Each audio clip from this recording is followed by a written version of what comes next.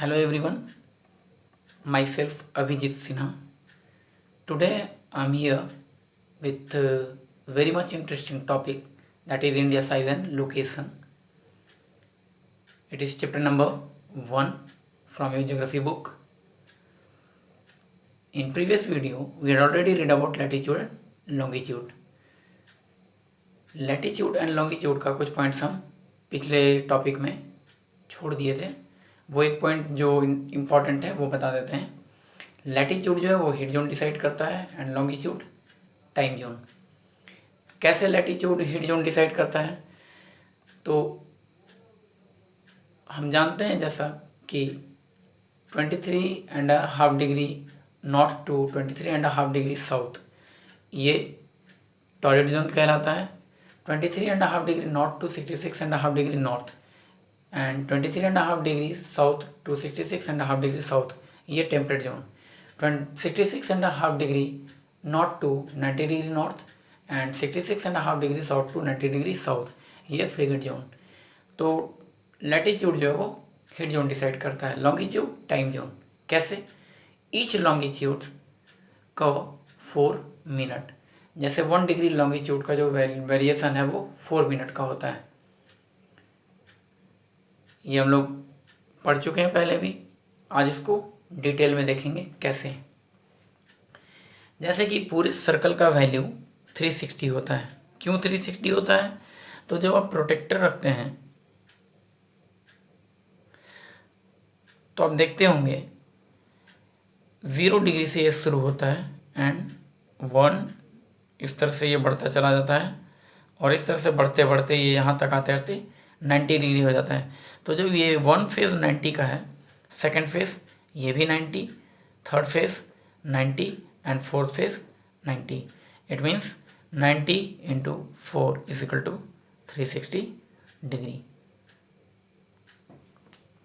Next is earth का जब total value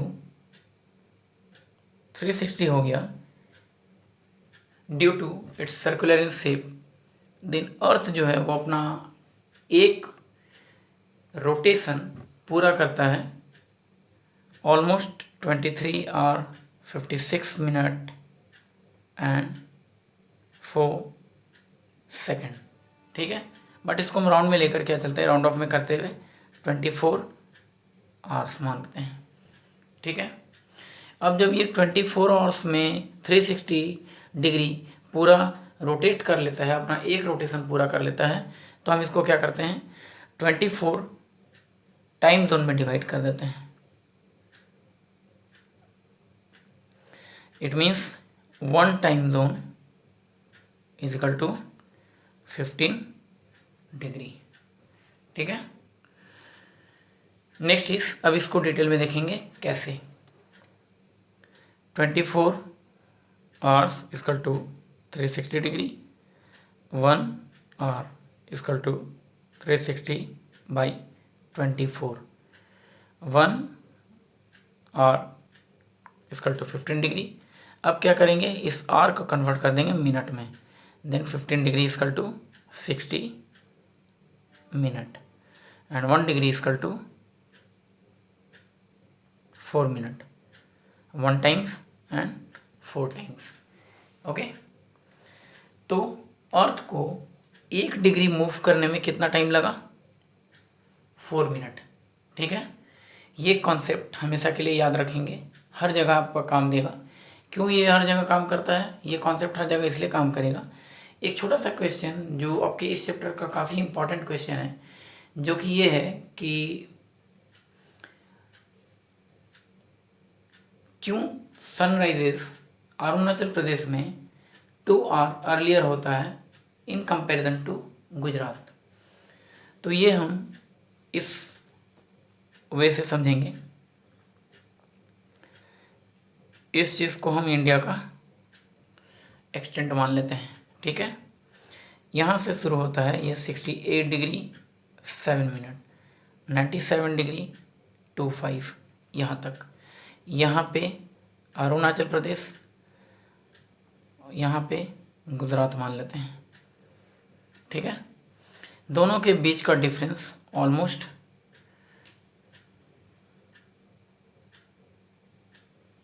30 degree. क्यों? 29 डिग्री समथिंग होगा तो इसको कैलकुलेट करने में टफ होगा। तो कन्वीनियंट के लिए क्या करते हैं हम, अपने आराम के लिए 30 डिग्री राउंड ऑफ में कर लिए। 1 डिग्री का value 4 minute, 30 degree into 4 minute, then is equal to 120 minute and convert it into hour, then 2 hours.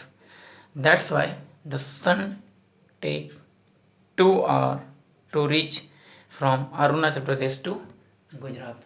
इसलिए अरुणाचल प्रदेश में जो सनराइजेस होता है वो 2 आवर अर्लियर होता है रेदर देन गुजरात और इन कंपेरिजन टू गुजरात। यहाँ तक ये क्लियर? एक क्वेश्चन का कॉन्सेप्ट यहाँ पे। तो ये पूरे फॉर्मेट को, इस पूरे फॉर्मेट को एग्ज़ाम में बनाकर दिखाना होता है, तब जाकर आपका एग्ज़ाम का आंसर का जो क्वेश्चन है, क्वेश्चन का जो आंसर है वो कॉन्सेप्ट क्लियर होगा। अदरवाइज आप सीधा ये बता देंगे 1 डिग्री इक्वल टू 4 मिनट, तो ये कहाँ से है? फिर ये एग्जामिनर आपके पास उस समय नहीं होगा कि एग्जामिनर से पूछेगा ये बताओ भाई 1 डिग्री इक्वल टू 4 मिनट कैसे आया, तो ये आपको वहाँ पे एक्सप्लेन करके दिखाना होगा। क्यों? एक अच्छा स्कोर करने के लिए ज़रूरी होना चाहिए कि आपका पेपर बिल्कुल ऐसा हो कि एग्जामिनर को एक एक चीज़ ईजिली समझ में आए। ठीक है, इसलिए आपको हम बार बार समझाते हैं कि किसी भी कॉन्सेप्ट पे जब आप तैयार करते हैं, किसी भी आंसर को, क्वेश्चन को अटेम्प्ट करते हैं, आंसर लिखते हैं, तो आपका आंसर बिल्कुल सटीक होना चाहिए, रेलिवेंट होना चाहिए। इररिलेवेंट आंसर लिखेंगे तो मार्क्स भी अकॉर्डिंग टू योर आंसर होगा। ओके, एक इम्पॉर्टेंट क्वेश्चन है कि स्वेज कैनल कब ओपन हुआ था। तो एक इजी आंसर में आप 1 मार्क्स के क्वेश्चन इसको अटेम्प्ट कर लेते हैं कि 1869 में स्वेज कैनल को ओपन किया गया था, या फिर स्वेज कैनल 1869 में ओपन हुआ और इसके ओपन होने से 7000 किलोमीटर जो डिस्टेंस है वो रिड्यूस हो गया था between India to Europe. India और यूरोप के बीच का जो डिस्टेंस है वो 7000 किलोमीटर रिड्यूस हो गया। कैसे? तो इस कॉन्सेप्ट को भी थोड़ा सा समझ लेते हैं कैसे। यहाँ पे स्वेज कैनल है, ठीक है, ये पहले ब्लॉक था। इंडिया को जब यूरोपियन कंट्री के साथ ट्रेड करना होता था तो इसको पूरा ये वे घूम कर यूरोप में आना पड़ता था इस तरह से। ठीक है, अब यहाँ तक आने के लिए ये डिस्टेंस पूरा इतना कवर करना पड़ता था, लेकिन जब स्वेज कैनल ओपन हो गया तो ये सीधा यहाँ से ट्रेड करने के लिए यहाँ से एंटर और यहाँ पे यूरोपियन कंट्री के साथ ये आसानी से ट्रेड करना शुरू कर दिए। तो इनका जो ये डिस्टेंस था ये रिड्यूस हो गया, इसके जगह पे सिर्फ इनको इतना डिस्टेंस कवर करना पड़ा। तो ये था 7000 किलोमीटर जो डिस्टेंस था वो रिड्यूस हो गया। यही रीज़न है कि स्वेज कैनल ओपन होने के बाद इंडिया और यूरोपियन नेशंस के बीच का जो डिस्टेंस है वो 7000 किलोमीटर रिड्यूस हो गया और इनके बीच का जो ट्रेड है वो और ज़्यादा इम्प्रूव हो गया और धीरे धीरे ट्रेड बढ़ने लगा। अभी जिस क्वेश्चन की हम बात कर रहे थे स्टार्टिंग में कि अरुणाचल प्रदेश से गुजरात तक पहुंचने के लिए सन को क्यों 2 घंटे का समय लगता है, तो यहाँ पे देखिए अरुणाचल प्रदेश है 97 डिग्री 25 मिनट एंड यहाँ पे है गुजरात 68 डिग्री 7।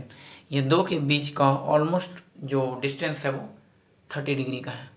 ठीक है, तो इस कॉन्सेप्ट को याद रखेंगे। ओके, अब एक छोटा सा कॉन्सेप्ट जो है वो समझ लेते हैं इंडिया के नेबरिंग कंट्रीज़ के बारे में। टोटल हम लोग इंडिया के नेबरिंग कंट्री में जब क्वेश्चन पूछा जाता है तो जनरली क्या करते हैं, श्रीलंका को भी ऐड कर लेते हैं और मालदीव्स को भी ऐड कर देते हैं। ठीक है, ये नेबरिंग कंट्रीज़ तो है बट आइलैंड नेशन है ये। ओके, क्योंकि ये पाक स्ट्रेट के द्वारा इंडिया से अलग हो गया है, पाक straight and gulf of Mannar के कारण। बाकी जो नेबरिंग कंट्रीज से वो अलग नहीं है किसी भी तरह से। देख लीजिए, Pakistan, Afghanistan, China, Nepal, Bhutan, Bangladesh, Myanmar. It means total 7 nation, 1 2 3 4 5 6 7 country India का नेबरिंग कंट्रीज होगा।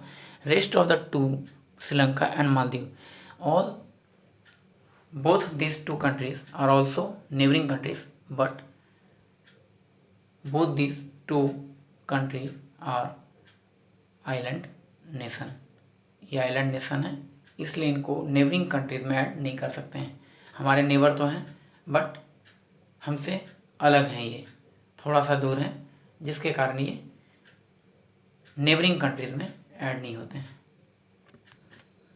कम on to the our new question, that is why 82.5 degree or 82 degree 30 minute is select as our standard meridian। तो दो चीज़ें होती हैं ध्यान से, एक स्टैंडर्ड मेरिडियन होता है, दूसरा स्टैंडर्ड टाइम होता है।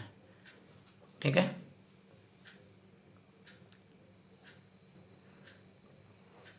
वर्ल्ड के रिस्पेक्ट में अगर हम बात करते हैं तो हम इसको प्राइम मेरिडियन कहते हैं, प्राइम मेरिडियन। बट इसी कॉन्सेप्ट को जब हम किसी कंट्री के रिस्पेक्ट में बात करते हैं तो हम इसको स्टैंडर्ड मेरिडियन कहते हैं। नेक्स्ट इज वर्ल्ड के रिस्पेक्ट में जो ग्रीनविच मीन टाइम है वो कंट्री के रिस्पेक्ट में स्टैंडर्ड टाइम बन जाता है। ठीक है, अब ये अगर इंडिया का ले लो तो IST हो जाएगा, इंडियन स्टैंडर्ड टाइम। ठीक है, चाइना का अगर ले लेते हैं तो BST हो जाता है, it is Beijing standard time. Okay, come on to the next topic.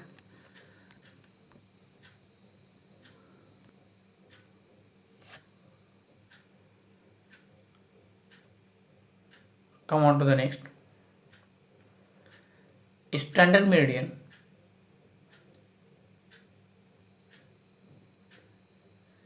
82.5 degree को ही क्यों सेलेक्ट किया गया?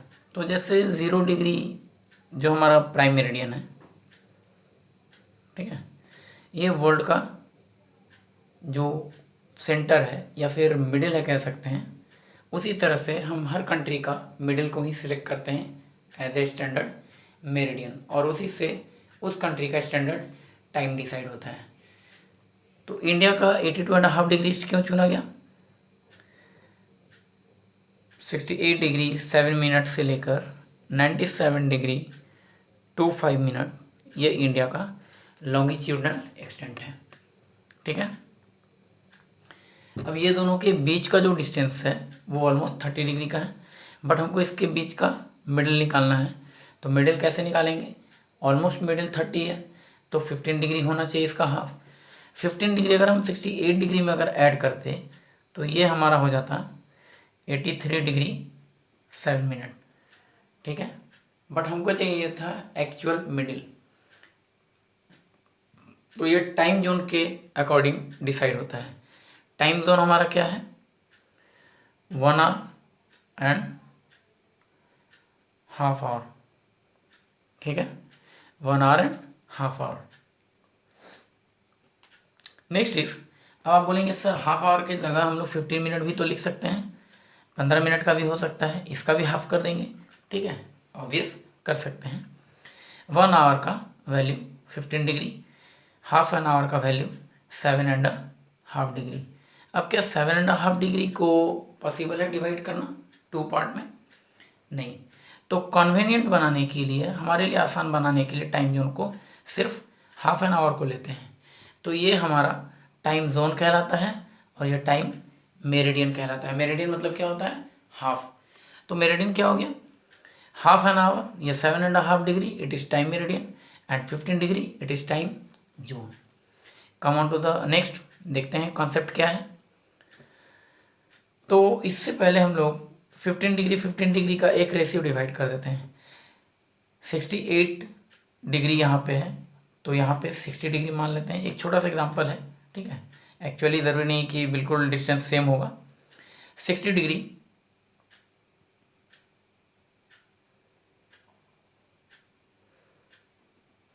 यहाँ पे 75 डिग्री, ठीक है, एंड यहाँ पे 90 डिग्री, इस जगह पे 90 डिग्री, ये हो गया 97। तो जब ये इससे आगे चला गया तो क्या करेंगे? एक 15 डिग्री हम और ले लेंगे यहाँ पे 105 डिग्री।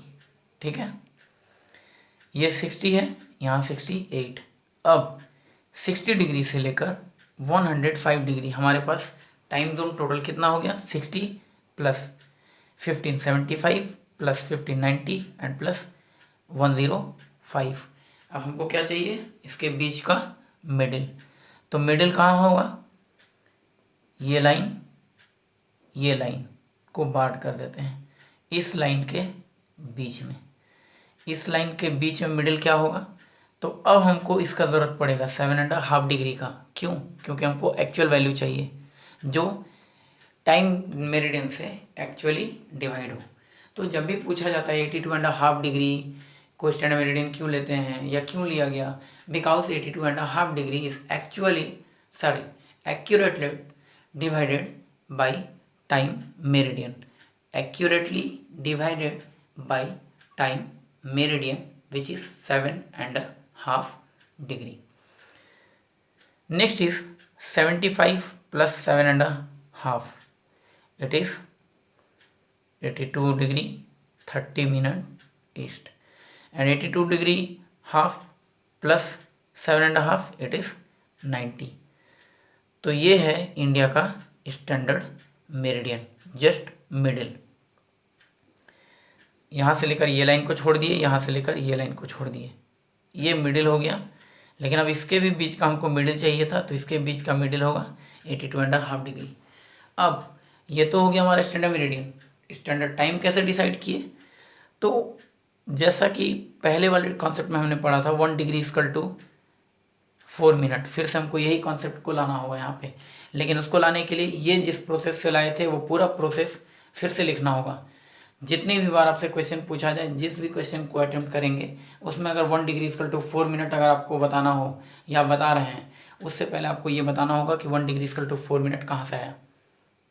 क्लियर है। Next is 1 degree equal to 4 minute, then 82.5 degree equal to 82.5 degree multiplied by 4 minute. Obvious बात है, मिनट से मल्टीप्लाई कर रहे हैं तो आंसर जो होगा वो मिनट में होगा। First of all 82 into 4 equal to 328, half into 4 equal to 2, it is 330 minute. ठीक है। अब हम 330 मिनट को क्या करेंगे, आवर में कन्वर्ट कर देंगे। 60 minute equal to 1 hour, then 330 minute है, इसको डिवाइड करेंगे 60 मिनट से। 330 minutes divided by 60 minute, 0 0 cancel, 6 5 30, 5.5 hour, it means 5.5 घंटा। So it is 5 hour 30 minutes. अब आप देखते होंगे जब भी आप नया फ़ोन खरीदते हैं, नए फ़ोन में जब आपको टाइम सेट करना होता है, आजकल तो टाइम पहले से सेट होता है, बट पहले बटन वाला जब फ़ोन आता था तो उसमें टाइम सेट करना होता था। उसमें लिखा होता था 5 hour 30 minutes from New Delhi. New Delhi क्यों, क्योंकि इंडिया का कैपिटल है। जैसे चाइना के लिए बीजिंग स्टैंडर्ड टाइम है, वैसे इंडिया के लिए इंडियन स्टैंडर्ड टाइम हम लोग पढ़ते हैं, but it is new Delhi से कैलकुलेट होता है। लेकिन कैलकुलेट हम न्यू दिल्ली से करते हैं, बट जो हमारे स्टैंडर्ड मेरिडियन पूछा जाता है, एक्चुअली हमारे स्टैंडर्ड मेरिडियन जो है वो है यूपी का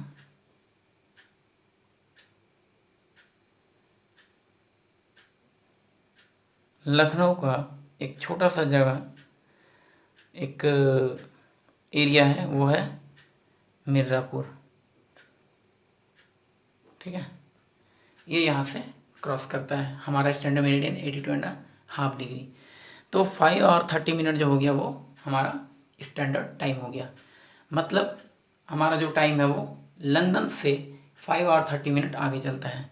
ये इंडिया के लिए। ठीक है। वर्ल्ड के लिए same as it is, UP है वहाँ ब्रिटेन होगा, लखनऊ है लंदन होगा, मिर्ज़ापुर है ग्रीनविच होगा। बस इस चीज़ को याद रखेंगे। तो इंडिया के मिर्ज़ापुर से पास होता है और 0 डिग्री जो है वो ग्रीनविच से पास होता है। मिर्ज़ापुर से 82 डिग्री 30 मिनट ग्रीनविच से 0 डिग्री, ये लॉन्गिट्यूड है। ओके, तो इस चीज़ को याद रखेंगे। अब आपका स्टैंडर्ड टाइम पूछा जाए या स्टैंडर्ड मेरिडियन पूछा जाए, फाइंड आउट कर सकते हैं। इस चैप्टर से जो मोस्ट इम्पॉर्टेंट क्वेश्चन था वो कंप्लीट। स्वेज कैनल के बारे में, इंडिया का नेबरिंग कंट्रीज के बारे में, सनराइजेस के बारे में, स्टैंडर्ड मेरिडियन के बारे में, स्टैंडर्ड टाइम के बारे में। अब हम कुछ और इम्पोर्टेंट जो टॉपिक है वो कवर करेंगे। एक इम्पॉर्टेंट क्वेश्चन आता है कि why did day and night hardly felt in Kanyakumari but not so in Jammu and Kashmir. तो जैसे कि हम लॉन्गिट्यूड को पढ़े थे कि अरुणाचल प्रदेश में जो लॉन्गिट्यूड का वैल्यू है वो 97 डिग्री 25 मिनट है एंड गुजरात में जो वैल्यू है वो 68 डिग्री 7 मिनट। उसी तरह से कन्याकुमारी के पास लैटिट्यूडनल वैल्यू होगा। क्यों? अब हम लोग ईस्ट वेस्ट की बात नहीं कर रहे हैं, नॉर्थ और साउथ की बात कर रहे हैं, तो वो लैटिट्यूडनल वैल्यू होगा। कन्याकुमारी के पास 8 डिग्री 4 मिनट का वैल्यू है लैटिट्यूड का, जम्मू एंड कश्मीर के पास 37 degree 6 minute. Come on to the topic. As Kanyakumari is quite near the equator at 8 degree 4 minute north, the day and night difference is hardly 1 hour there, and therefore the duration of day and night hardly felt at Kanyakumari. On the other hand, as we move away from the equator to the pole, जैसे जैसे हम equator की पोल की तरफ move करते हैं, equator से पोल की तरफ मूव करने पे जो टेम्परेचर है वो डिक्रीज होने लगता है। The variation in duration of day and night become greater. Kashmir is over 30 degree away from the equator, and so the difference in duration of day and night is more than we feel that difference. ऐसा जैसे जैसे हम move करते हैं equator की तरफ, temperature जो होता है वो डिक्रीज होता है, तो डे एंड नाइट में बहुत ज़्यादा वेरिएशन नहीं होगा। ऑलमोस्ट जो टेम्परेचर होगा वो थ्रू आउट द डे और थ्रू आउट द ईयर वहाँ पे टेम्परेचर ऑलमोस्ट कोल्ड ही होगा। तो इसलिए डे एंड नाइट में बहुत ज़्यादा वेरिएशन जितना कन्याकुमारी में देखने को मिलता है उतना कश्मीर में देखने के लिए, जम्मू एंड कश्मीर में देखने को नहीं मिलता है। तो एक इम्पॉर्टेंट क्वेश्चन इस चैप्टर से ये था। कुछ मिसलेनियस क्वेश्चंस का आपको नोट्स दिए थे, वो कुछ प्रॉब्लम हो रहा होता है कुछ स्टूडेंट को समझने में। प्रॉब्लम इसलिए था क्योंकि आप लोग के लिए ये जो टॉपिक था वो नया था, इसलिए प्रॉब्लम हो रहा था। जो इम्पोर्टेंट है वो पहले क्लियर कर देते हैं। सबसे पहले ईस्टर्न स्टेट की बात करेंगे, which is separated from Bangladesh, जो बांग्लादेश से सेपरेट हो जाता है। नागालैंड, मणिपुर, सिक्किम एंड अरुणाचल प्रदेश, ये बांग्लादेश के कारण अलग हो जाते हैं जो ईस्टर्न स्टेट्स हैं। नेक्स्ट इज सिक्किम, ईस्ट में भूटान, सिक्किम से कौन कौन सा अलग होता है? तो सिक्किम के ईस्ट में भूटान, वेस्ट में नेपाल एंड नॉर्थ में चाइना। सिक्किम के ईस्ट में भूटान है, वेस्ट में नेपाल है और नॉर्थ में China. Next is Tripura, surrounded by Bangladesh from its 3 side. Tripura जो है वो बांग्लादेश के 3 साइड से घिरा हुआ है। ठीक है, ये कुछ कुछ इंपॉर्टेंट से टर्म्स हैं, ये एग्ज़ाम में जनरली पूछे नहीं जाते हैं, बट जनरली जानना चाहिए कि इंडिया के रेस्पेक्ट में जो स्टेट्स हैं उनका किस किस तरह का इम्पोर्टेंट है या वो कैसे इम्पोर्टेंट या इम्पोर्टेंस वैल्यू रखते हैं। नेक्स्ट इज इंडिया के जो नेबरिंग कंट्री हैं उनका जो बाउंड्री है वो बांग्लादेश का 4096 किलोमीटर का बाउंड्री है, जो कि आसाम से टच करता है, मेघालय से टच करता है, त्रिपुरा, मिजोरम एंड वेस्ट बंगाल से। सबसे ज़्यादा ये किसके बाउंड्री को टच करता है? वेस्ट बंगाल से। ये ब्लू कलर से जो था ये समझने में थोड़ा सा प्रॉब्लम हो रहा था आप लोगों को, ये वही चीज़ था कि कौन सा स्टेट का बॉर्डर जो है वो सबसे ज़्यादा टच करता है। चाइना, जम्मू एंड कश्मीर से हिमाचल प्रदेश, उत्तराखंड, सिक्किम एंड अरुणाचल प्रदेश। सबसे बड़ा बॉर्डर जो है वो जम्मू एंड कश्मीर का ये टच करता है। टोटल लेंथ कितना है? 3488 किलोमीटर का इसका बाउंड्री है। भूटान का 3323 kilometre. Jammu and Kashmir, Gujarat, Rajasthan and Punjab. Nepal 1751 kilometre. UP, Bihar, West Bengal, Sikkim, Uttarakhand. Myanmar 1643 kilometre. Arunachal Pradesh, Nagaland, Mizoram and Manipur. Bhutan 699 kilometre. Sikkim, Assam, West Bengal, Arunachal Pradesh. Afghanistan 106 kilometre, सबसे छोटा बाउंड्री अफगानिस्तान का है 106 किलोमीटर का, जो कि जम्मू एंड कश्मीर को टच करता है। कौन सा एरिया? तो ये पाकिस्तान का ऑक्युपाइड एरिया है, पीओके जिसको कहते हैं, पाकिस्तान ऑक्युपाइड कश्मीर। कश्मीर का वो एरिया जो पाकिस्तान ऑक्युपाई करके रखा हुआ है। नेक्स्ट जो इम्पोर्टेंट क्वेश्चन है वो है इंडिया का डिफरेंट कंट्रीज़ के साथ जो बाउंड्री है वो क्या कहलाता है। इंडिया और चाइना के बीच का जो बॉर्डर है वो मैकमोहन लाइन कहलाता है, जो कि शिमला में है। 1914 में डिसाइड हुआ था ये। इंडिया पाकिस्तान के बीच का बॉर्डर रेड क्लिफ लाइन 15 अगस्त 1947 सर रेड क्लिफ के द्वारा डिसाइड किया गया था। इंडिया एंड अफगानिस्तान का border Durand line. India Sri Lanka, पाक straight and gulf of Mannar. India Indonesia, Nicobar island and India Maldives, Indian ocean. बस यहाँ तक इतना ही कॉन्सेप्ट है। नेक्स्ट चीज़ कुछ पासेज हैं। पासेज मतलब जहाँ से लोग पास करके या फिर जहाँ से क्रॉस करके दूसरे कंट्री के साथ ट्रेड किया जा सकता है। तो ये सारे पासेज हैं। यांगयप पास अरुणाचल प्रदेश में, Zojila pass Jammu and Kashmir, Shipkila Himachal Pradesh, Jelepla Sikkim, Burzila Srinagar, Banihal Jammu and Kashmir. Okay, तो इस चैप्टर से बस इतना ही, और यहाँ पे आपका चैप्टर नंबर 1 जो इंडिया साइज एंड लोकेशन है वो कंप्लीट।